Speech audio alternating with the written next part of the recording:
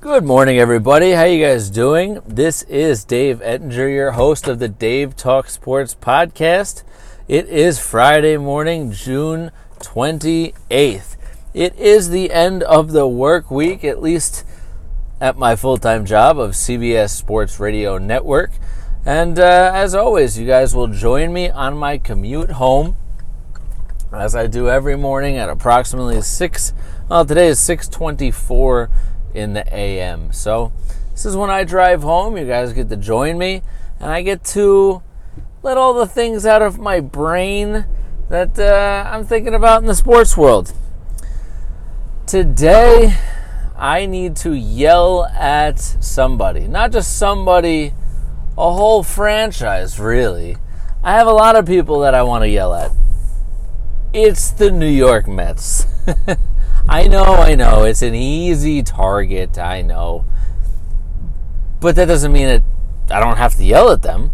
You should be yelling at them too, whether you're a fan, whether you're not a fan. I don't care who you are. If you like sports, if you like people just doing things the right way, then you should be up in arms and yelling at the Mets too.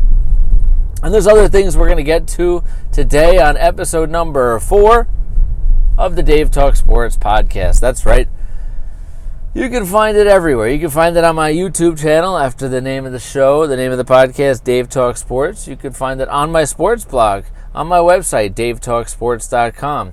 You can find it and find me on Twitter at DaveEttinger2 or on my Facebook page, Dave Talk Sports as well. We're going to talk about LeBron James, Anthony Davis, the new look Lakers, right? NBA free agency period coming up in just 2 days. 2 more days. I can't wait. Again, I've been saying it all week, like a kid on Christmas morning. You like the NBA? You like free agency? You like a bunch of surprises? This is going to be fun. So we're going to talk about what the Lakers continue to do to create more salary cap space. That's all they're doing. They're trying to clear up enough space to sign a third, as they call them. They call them the big three, they call it in the NBA. You got to get those 3 stars. Because God forbid you win a championship without 3 stars. And that's what the Toronto Raptors just did. But we'll get to that. Like I said, brace yourselves. I'm going to do some yelling. So let's talk about the Mets. The New York Mets. We know the story, the recent history. They are an absolute disaster. They're a mess. You don't really need me to tell you over and over and over again. I feel like every single day since I've started this podcast, I'm yelling at the Mets, I'm praising the Yankees, and then I'm sprinkling some NBA news in left and right. That's kind of what this week has been like. But the Mets took it to a whole nother level. If it was possible, they found another level of stank. Let's start with on the field. Let's start with the game, right? So, you have Zach Wheeler pitching well. He's pretty inconsistent. He's pretty streaky. So, he actually had a good outing. But what happens? Eventually, because not many pitchers pitch complete games anymore, you got to go to the bullpen. It's just unbelievable how bad the Mets bullpen is. And it's not just this past week, it's all season. Did you know the New York Mets are the only team in Major League Baseball who has more blown saves than actual saves? That's right. That's right. It's ridiculous. Their ERA in the last month is now 8.49 or something. I can't even keep track. The number's too high. I can't count that high. So let's get back to last night's game. They're playing the Phillies in Philadelphia. Remember that. That's going to be important where they were playing in a couple minutes. Let's see if I can not run people over. Because, of course, I'm driving home in the city. And people just walking across the crosswalk, not even looking that I have the green light.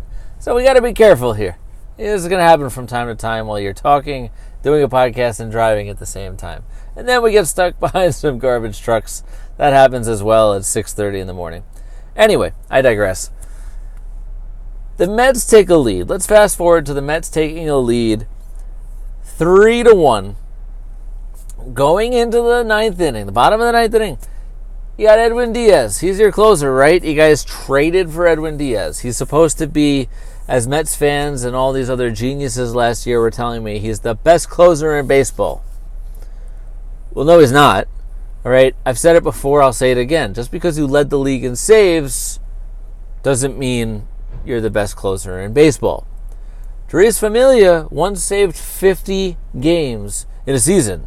He was never, mind you, never confused with the best closer in baseball. Okay, so that's first off. Edwin Diaz is better than he's pitched this year. I'll give you that. But he is not the best closer in baseball. He's not even close. So, Edwin Diaz comes in, and mind you, this is the right move.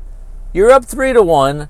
You're on the road. You're looking to salvage a series. You're not winning the series. You just want to win a game. That's where the Mets are at this point. You just want to win a game. You want to take one of those leads that you have and actually hold on to it. Well, what happens? Edwin Diaz happens. Edwin Diaz gives up a game-tying home run to Maikel Franco.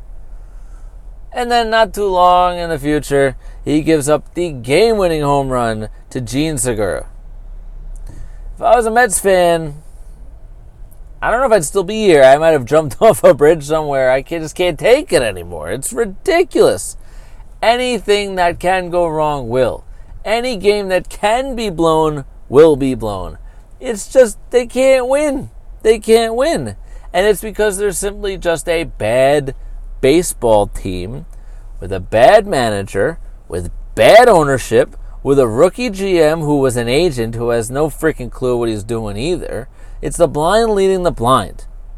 And that brings me to, again, they can't win a game on the field, but that's not even the worst thing that they did yesterday. Tom Seaver. Tom Seaver is the Mets. Tom Seaver was not the only reason that the Mets won in 1969. Yes, there was a day where the Mets actually won a World Series. It did happen. I wasn't alive for that one. I had just been born in 86 when they won, so I don't really remember any of them. But it did happen. You can look them up. You can look it up in the history books. They did actually win 2 World Series. Oh, nothing like driving in the city. Yes, I'll wait for you. Take your time. Oh, can I go around you now? Let's see. Hold on. Hold, please. All right. This is what you get for getting a live podcast. Like I said, I don't do edits. All right. This guy's walking in front of the car now, too. That's an interesting drive home we're having so far today. Anyway, Tom Seaver is and was the Mets. He's the best player in the Mets franchise, and it's not even that close. There have been a lot of other good players, but he is number one, top of the list. He's the Mets. Now, unfortunately, we've heard in the last couple months or so that Tom Seaver's not doing so well health-wise, so he's not going to be making any more appearances in public. Saddened to hear that news. I wish him and his family all the best. But this is something that's been made public. We know this right now. So, what do the Mets do? They say, we're going to turn the street out in front of Citi Field into Tom Seaver Way. That's awesome. That's a great idea. It's a great gesture.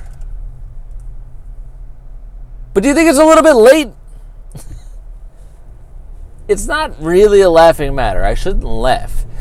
It just shows how much of an abject failure that the Mets are in every single way. Tom Seaver should have been honored a long, long time ago.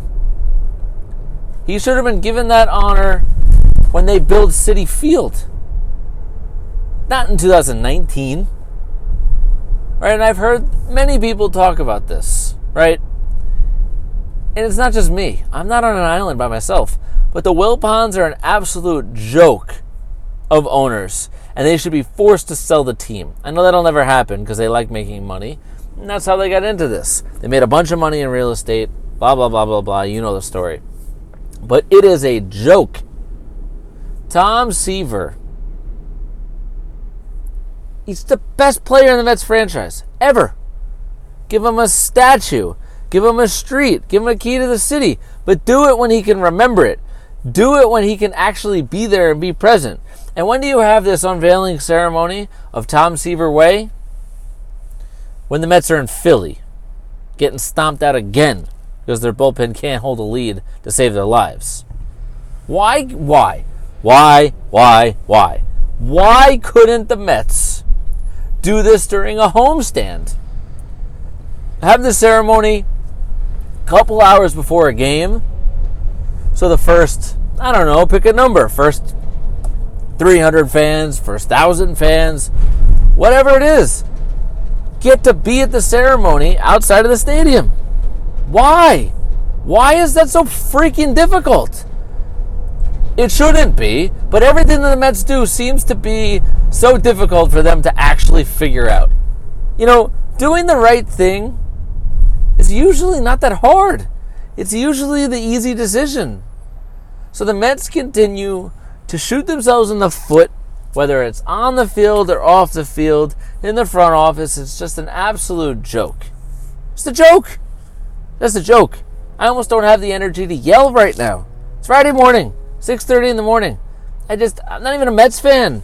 It just angers me as a sports fan, a baseball fan, and as a human being. I feel bad for Tom Seaver and what he's going through. And the Mets should be ashamed of themselves. The Mets, you should be ashamed of yourselves. Enough of that. Enough of that nonsense. Let's talk about a team that's probably going to do something this coming season in the NBA, and that's the Lakers. They're making moves. They traded for Anthony Davis. You know that. All right, they probably gave up too much. But if he re-signs there, it's all worth it, right? And especially if they win a championship, it's well worth it. Any contract you could think of, be Bryce Harper for 13 years, be Mike Trout's extension for 1 million years, whoever it is, if that player helps their team win a championship, that contract is and will always be worth it. So, the Anthony Davis trade, giving up a bunch of picks, giving up a bunch of young players, none of it matters if he re-signs there and they win a championship. Or if they win a championship this year and then he leaves. It's worth it. Now, Anthony Davis was brought in, and there was some speculation if he was going to or not going to waive his trade bonus. It's an extra $4 million, and they desperately need that because after bringing on his salary and LeBron's salary, and they do have some money left over, but they're a little cash strapped in the salary cap department, and they need to figure out how to fill out a roster. Now, Rob Pelinka made the mistake as, he's not a rookie GM, but an inexperienced GM, and you should know better, in making the Anthony Davis trade too early, and it cost him some money on the salary, against the salary cap. I'm preparing for the sun glare. This is just the part of the ride where it gets interesting. So, the Lakers made another trade yesterday.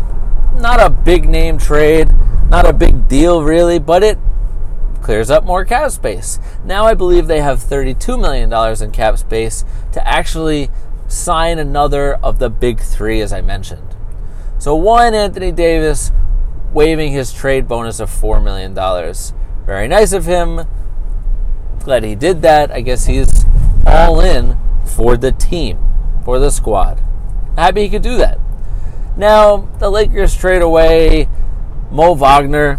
All right, I believe it was a late first-round pick when they got him out of Michigan. Maybe he's got some potential. I don't think he's going to turn into that much. And then two no-names. I'm sorry, I know these guys are in the NBA, and I'm not. But in terms of the NBA landscape, they're no-names. Isaac, I don't even know their names, forgive me, but I believe his name is Isaac Bogba and Jamario Jones. I think those are the two names of the two players that the Lakers also traded alongside Mo Wagner. They also traded the 2022 second-round pick that they have And all these players in this pick are going to the Washington Wizards. And in return, the Wizards are sending the Pelicans some cash. So it actually turned into a 3-way deal. So all they could do is clear up more cap space with this trade. And again, I'm not putting up any roadblocks for Mo Wagner, no offense. So I think the Lakers are making all the right moves. Now the question is, Kawhi Leonard going to come there? Is Kyrie Irving going to come back over there? Is D'Angelo Russell going to end up back in a Laker uniform? I'm not sure. What I do know about Lakers uniforms, though, is that LeBron is making a gesture. He's giving up the number 23, and he'll reportedly be returning to his number 6 again. All good. Who's he giving the 23 to? None other than his new teammate, Anthony Davis, because Anthony Davis has won 23 in New Orleans for the last 7 years. It's not much of a story. Thought it was pretty cool. Thought I'd fill you in on that. So, no money. Sometimes these players come to new teams and they got to buy their jersey number. LeBron doesn't need the money. LeBron wants his new teammate to be happy. Wants AD, Anthony Davis, to re-sign there past this year. So, it's a pretty cool gesture. I like it. And again, the question is, many questions are, who's signing where? Who's going to the Lakers? Who's going to the Knicks, if anybody? Who's going to the Nets, to the Clippers, to all these different places? Will sign and trades happen? And all this is going down Sunday, just in 2 days, Sunday afternoon, 6 p.m. Eastern Standard Time. That's when it all gets underway, and I can't wait. Gonna be awesome. All right, in other baseball news out there, I know we talked about the Mets. Craig Kimbrell back on the field, back on the mound. Now, no longer with the Braves, no longer with the Red Sox. And very fittingly, he actually opened up in his first game back playing the Braves, his old team. He's now with the Chicago Cubs. He's going to assume the closing duties for the Chicago Cubs because the likes of Pedro Strop couldn't stay healthy and wasn't that great. Steve Cishek, who used to be a closer for the Mariners, just hasn't been that great.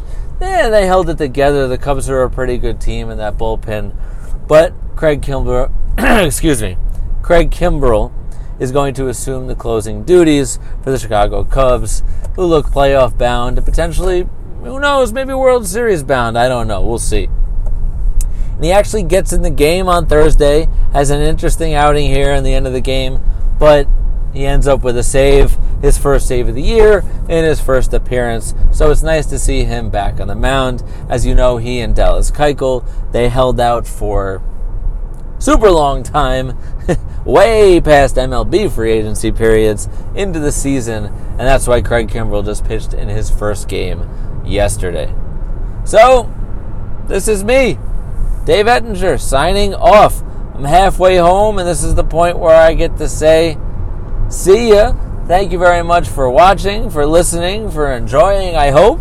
This has been episode number 4 of the Dave Talk Sports podcast. I will be putting a podcast up tomorrow as well, even though it's Saturday, so you can definitely look for that. Again, on my YouTube channel, Dave Talk Sports. You can find me on Twitter at Dave Ettinger 2. You can find me on Facebook at my Dave Talk Sports Facebook page, and also on my website. Yes, of course. What other than DaveTalkSports.com. Thank you so much for tuning in. I hope you enjoyed. Enjoy your Friday. Enjoy your weekend. Enjoy the sun. It's going to be, if you're in New York, it's going to be a hot one. But enjoy it. And enjoy NBA free agency. Until tomorrow, I'm Dave Ettinger. This is the Dave Talk Sports podcast. Have a good day, everybody. See ya.